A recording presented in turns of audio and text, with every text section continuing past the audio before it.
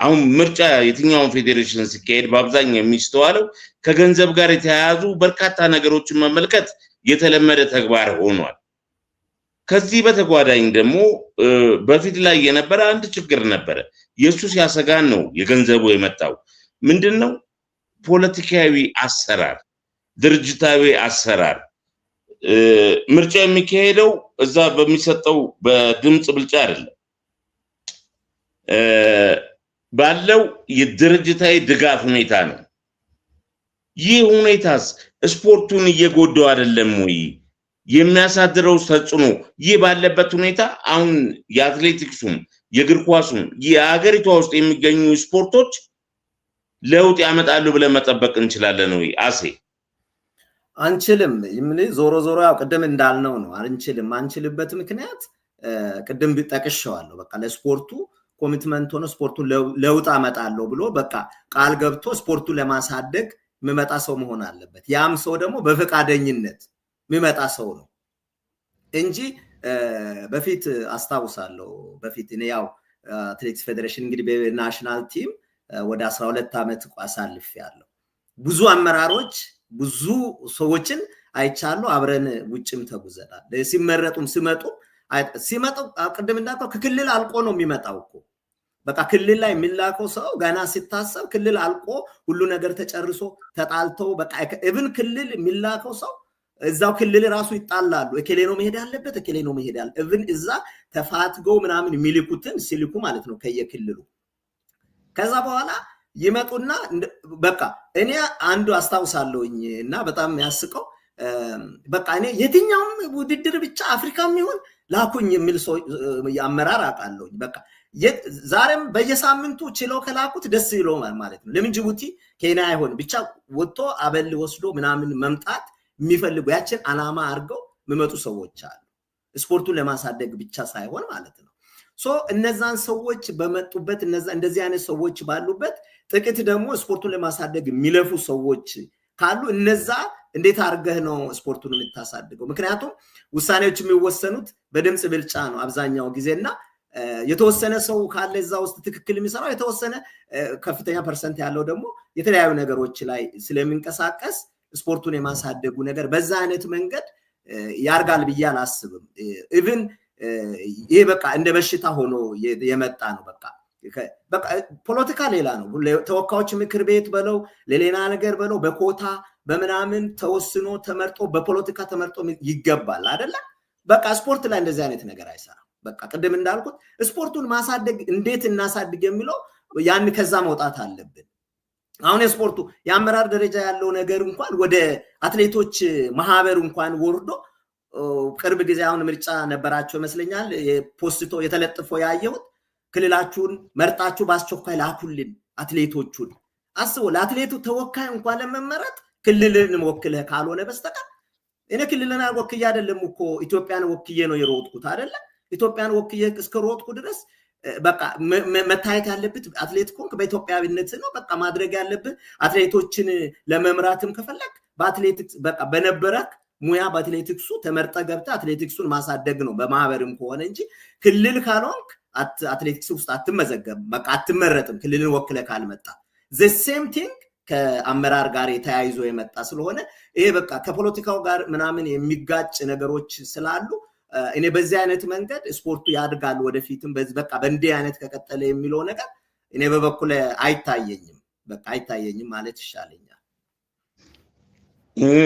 እንደው ከዚህ ጎን ለጎን አሴ አንተ ላይ ልቆይና ያው ደሱም ይሄንን ጥያቄ ይመለከታል። አንተም አስተያየትን ጠብቃለሁ።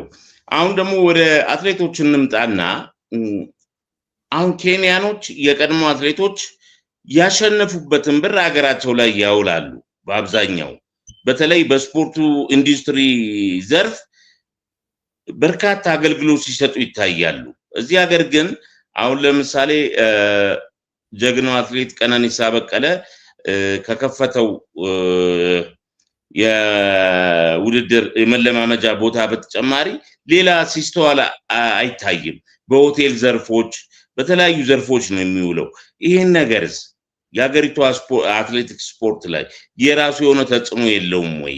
ለምንድነው የኛ ሀገር አትሌቶችስ እንደ ጎረቤታችን እንደ ኬንያ ለምንድነው ስፖርቱን የማያግዙት?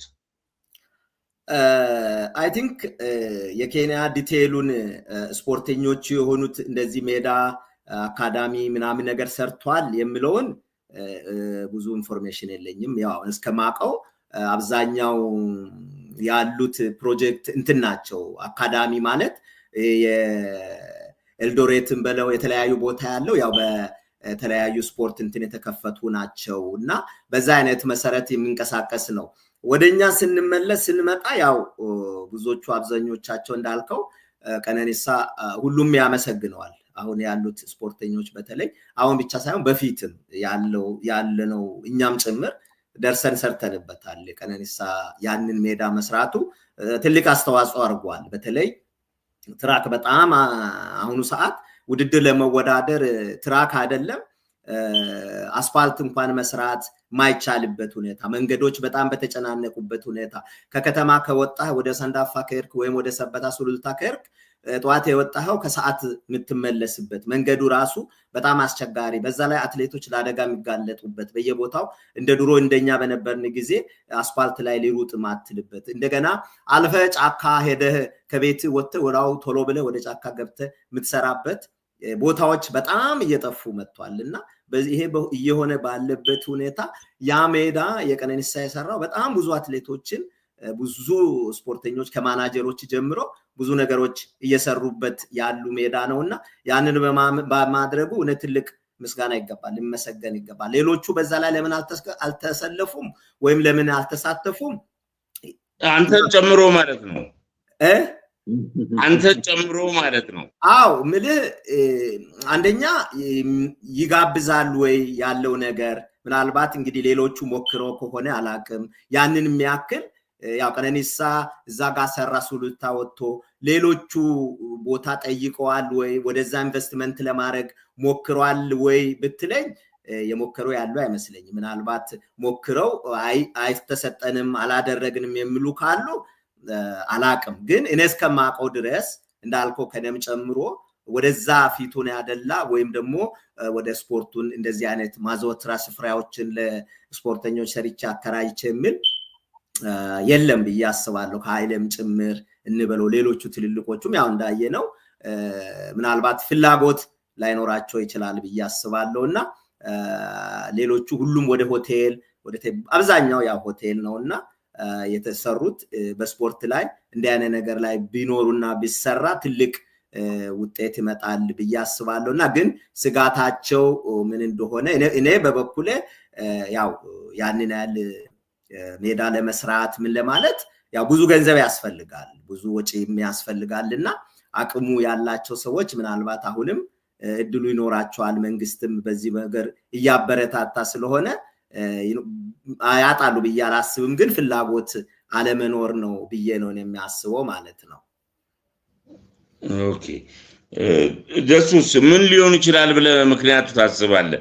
ያው አንተም የማትታማን እንግዲህ ያው ጣሊያንም ቤሩትም የመሳሰሉት ውድድሮችንም አሸንፈሃል።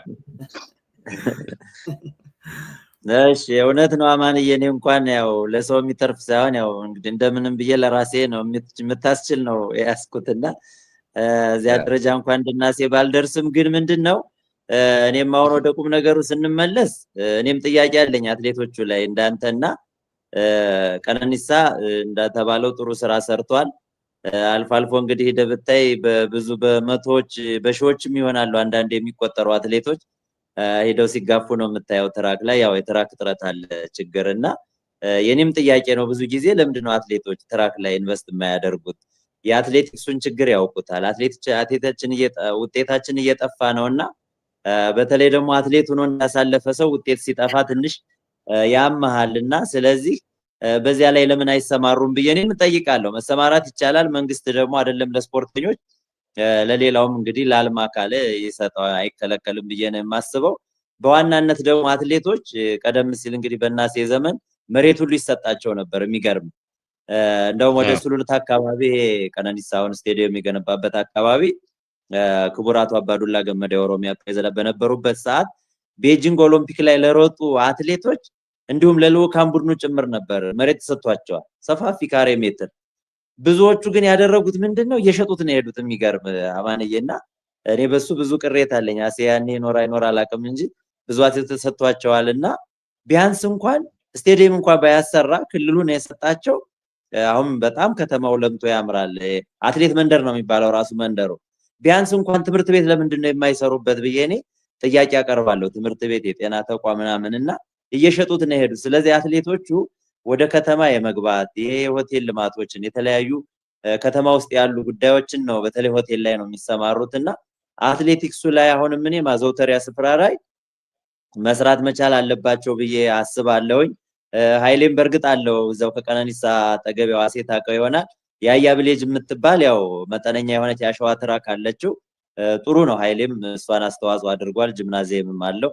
ብዙ የውጭ ሀገር አትሌቶች እየመጡ ይሰሩበታልና ኃይሌና ቀነኒሳ ያው እንግዲህ የቻሉትን ያክል ሞክረዋል። ሌሎቹም አትሌቶች ግን እንደው ከዚህ በኋላ እኛንም ሰምተውን ኢንቨስትመንት ጠይቀው የማዘውተሪያ ስፍራ ቢሰሩ አንደኛ እኮ ተጠቃሚም ይሆናሉ። ክፍያ አለው። በክፍያ ነው የሚሰሩት አትሌቶች። ምናልባት ብዙ ላይ ያረካቸው ይችላልና ቢያንስ አስተዋጽኦ ቢያደርጉ ወጫቸውን ሊሸፍኑ ይችላሉ ብዬ ስለማስብ አትሌቶቻችን እዚህ ላይ ያው ድክመት አለ፣ ብትሰሩ መልካም ነው ብዬ አስባለሁኝ። እንግዲህ ለወጣቶቹም ለአንጋፋዎቹም ጥሩ ነው። እዚህ ላይ ይህን እንግዲህ መልእክት ያዳምጣሉ የምንለው ብለን እንጠብቃለን። ከዚህ በተጨማሪም እንግዲህ ናሴም እነ ሚሊዮንም አሜሪካን ያላችሁን በጓደኝነት ምኩ ሰብሰብ ተብሎም ለአንድ ሰው 50 ሎሚ ለአንድ ሰው ሸክሙ ነው፣ ለ50 ሰው ጌጡ ነው። መቼስ አትሌትነት ከባድ ፈተና ነው። እንዴት ተብሎ እዚህ እንደደረሳችሁ ይታወቃል። ደም እየተተፋ ነው የሚሮጠው። ገንዘቡ ጸጥ ብሎ አልመጣም። ነገር ግን እነዚህ ወጣትና ተተኪ አትሌቶችንም ለመርዳት እንደዚህ አይነት ነገር ቢሰራ መልካም ነው ላለው እንግዲህ